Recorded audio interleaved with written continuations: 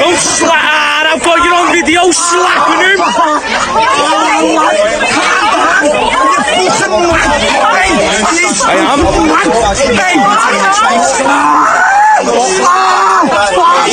Yeah, I've seen it! The shocking footage emerging from Merseyside has ignited a fierce public debate. A police officer caught on camera slapping a teenager during an arrest. In an age where every action of law enforcement is scrutinized through the unforgiving lens of public accountability, such an image was destined to cause outrage. But beyond the visceral reaction, it forces us to confront a deeper question. Where is the line between necessary force and outright abuse? On the one hand, policing is a profession built on split-second decisions under extreme pressure. Officers are trained to subdue individuals who might pose a threat to themselves or others, and unfortunately, sometimes that includes minors. If the teenager in question was behaving violently, resisting arrest, or endangering those around him, some would argue the officer's response, while uncomfortable to witness, falls within the brutal realities of street-level policing. Law enforcement, after all, isn't a job conducted in sanitized conditions. It is often messy, emotional, and charged with danger. Yet, the counter-argument, and the one gaining momentum across social media and political circles, is that the use of physical force against a teenager demands an even higher standard of justification.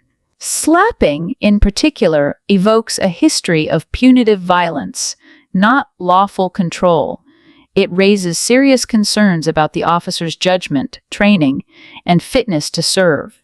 A teenager, no matter how unruly, is not an adult. They are vulnerable by definition, and the optics of a grown man striking a minor cannot be brushed aside with references to the chaos of policing. The Merseyside police leadership faces a grim choice. Ignoring or minimizing the incident risks further eroding public trust, especially in communities that already feel over-policed and underprotected. Yet moving too swiftly to discipline or dismiss the officer without a thorough and transparent investigation could send a chilling message to frontline police that every difficult decision they make will be second-guessed in the court of public opinion. Ultimately, this incident speaks to a broader crisis, the public's waning faith in the institutions designed to protect them. If the slap was unnecessary, if it was driven by anger rather than necessity, then the officer must face consequences, not out of a thirst for retribution, but to reaffirm the principle that no one, not even those in uniform, is above the standards of justice and decency we demand from one another. But if the slap, grim as it may look, was genuinely the minimal force necessary to prevent greater harm, then the public must also grapple with the ugly truth that safety sometimes comes at the cost of comfort. Yeah, sorry, go on. Playground politics, name calling, right? Why are all these politicians such juvenile idiots? Why can't they get on with running the country properly? But she's not running the country, is she? You've had your time. No, sure, fair enough. For the benefit of us who go to work, pay our taxes, abide by the laws of the land, raise great children and contribute to society. Why cannot politicians be grown up and do everything every day for the benefit of us? But is it, I mean, do you not give Kemi Badenoch credit for calling out Keir Starmer? I mean, you said similar things about Keir Starmer in the first hour of the show, so do you not give her credit for, I guess... I have no time whatsoever for Keir Starmer. I'm really not a fan. And of course, what is unravelling is the fact that he didn't get elected on a big ideological platform to change the country, to really be a face of difference and to do things properly. He got elected because everybody was sick to the back teeth of the previous Tory shambles. That's why he got elected. Now, because of course he's found to be a man of very little substance, he's coming unravelled, he's he's going to get spanked at these local elections during this week. But I wish that Kemi Badenoch would be a bit more grown up about things. I wish they all would be. Peter, you were touching on something quite, I'd describe as quite poignant actually, before we had to come into the next hour. You were saying it's been proven time and time again that politicians of all colours and stripes are just lying. They're lying to the public about this, that and everything. Migration, about net zero, about whatever. They are liars. All the messaging that we've been told that we have to conform with for the last 30 years has turned out to be a fundamental lie. Multiculturalism has not uniformly worked for the bettering of the country. Mass immigration has not uniformly worked for the bettering of the country.